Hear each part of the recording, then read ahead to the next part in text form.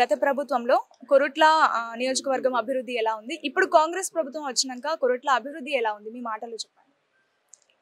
ఒకసారి ముందుగా మీ 24/7 న్యూస్ ఛానల్కి మేము నమస్కారాలు తెలియజేస్తూ, ఒకసారి మీ ఛానల్ వాళ్ళు మా టౌన్కి వచ్చేసి, కొరుట్ల టౌన్కి వచ్చేసి చూస్తే గత 10 నెలల్లో ఎంత పట్టణం విధ్వంసం జరిగిందనేది మీకు అంటే కళ్ళకు కట్టినట్టుగా అనిపిస్తుంది.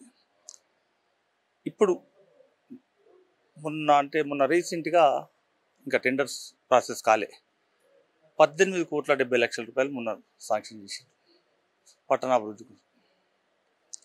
ఇంకా దానికంటే 18,70,00,000 అంటే ఆషామాషి ముచ్చట కాదనుకుంటాం. మా కొరుట్ల నియోజకవర్గ ఇన్ఛార్జ్ వార్డు నరసింగన్న గారి ఆధ్వర్యంలో ముఖ్యమంత్రి గారితో మాట్లాడి ఈ 18,70,00,000 కొరుట్ల పట్టణానికి తీసుకొచ్చిన ఘనత నరసింహరావు గారిది.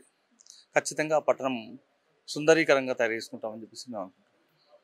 ఇప్పుడు ఎమ్మెల్యేలు ఎంత ఇంపార్టెంటో ఒక సీఎంని ఎన్నుకోవడానికి సర్పంచ్లు కూడా అంతే ఇంపార్టెంట్. ఇప్పుడు స్థానిక సంస్థల ఎన్నికల్లో సర్పంచ్ ఎలక్షన్స్ కోసం మీరు ఏ విధంగా ఏ వ్యూహంతో ముందుకెళ్ళబోతున్నారు కాంగ్రెస్ ప్రభుత్వాన్ని గెలిపించడం కోసం? చేసేదే చెప్తాం, చేసింది చెప్తాం, చేసేదే చెప్తాం. ఖచ్చితంగా నిజాయితీగా ఓటు అడుగుతాం.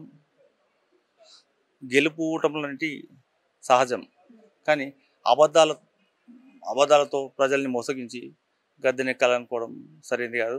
మేము ఆ విధంగా పోవడానికి కూడా సిద్ధంగా లేం. ఇవాళ రేషన్ కార్డులే కానివ్వండి, ఇందిరమ్మ ఇళ్ళకి 5 లక్షలు ఇవ్వడం కానివ్వండి, ఉచిత విద్యుత్తు కానివ్వండి, రైతు రుణమాఫీ కానివ్వండి, రైతు భరోసా కానివ్వండి, ప్రతిదీ ప్రతి చేసుకుంటూ వెళ్తున్నాం.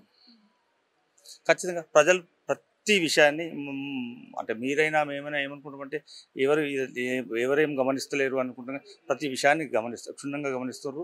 ఖచ్చితంగా అభివృద్ధికి పట్టం కడతారని చెప్పేసి మేము అనుకుంటున్నాం, పల్లెలైనా పట్టణాలైనా. Okay sir, thank you so much.